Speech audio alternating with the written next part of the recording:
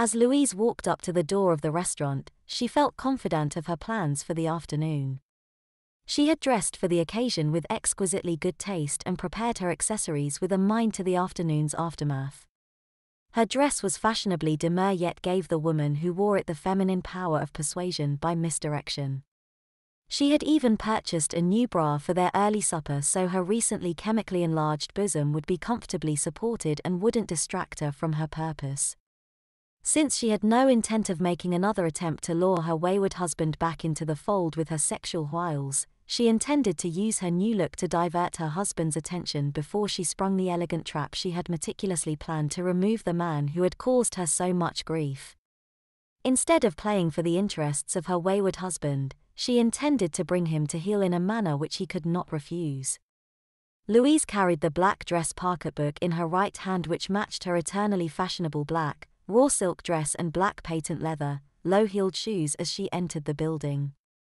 The only item of apparel that did not fit in with the image of a smartly dressed, attractive, long-haired brunette who was out on the town was the large baby blue, nylon bag whose strap was slung over her left shoulder. For the sake of her own feelings, rather than cow to the carnal desires of her dinner companion that afternoon, she had spent some hours at the beauty salon that morning and had had her hair gently waved under at her shoulders instead of her normal straight-haired look. She had taken up the nail technician's offer at the salon to have her nails done while she waited for her hair to dry. Her hair had turned out so well that she had surrendered to the come-on of the salon's makeup technician and had allowed herself to be completely redone for the coming occasion that afternoon. The plain housefrau that had walked into the salon was a raving beauty when the team of experts in feminine pulchritude were done. She had become an archetypal vision of what men dream of in women. If her husband had tried to recognize her out of a crowd of women, the task would have been Herculean. He had never noticed that her flat chest had filled out in the past 2 weeks and had become a rather prominent part of her stature. For the 2 years prior to that afternoon, he had left for work in the wee hours of the morning and usually returned so late at night that she almost never saw him before he went to bed. Unless it was a weekend, he never ate dinner with her, choosing instead to grab a quick meal from a drive-through junk food palace before he went home to sleep.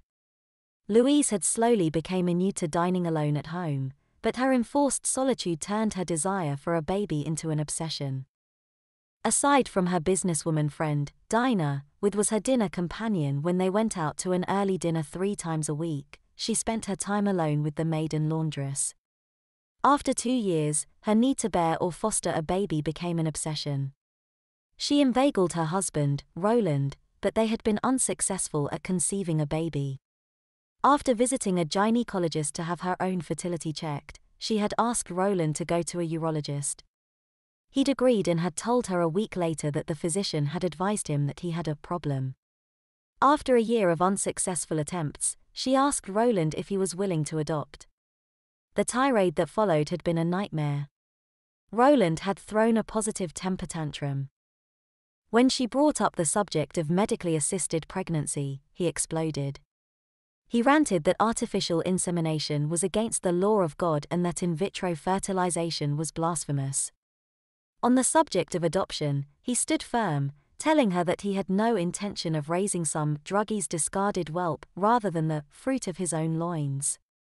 He had made it clear to her that Almighty God, the Father, had dictated her fate and it was up to her to accept his plan for her with womanly forbearance. For a time Louise had accepted her husband's religious pronouncements, unjust though they manifestly were, and remained in silent solitude.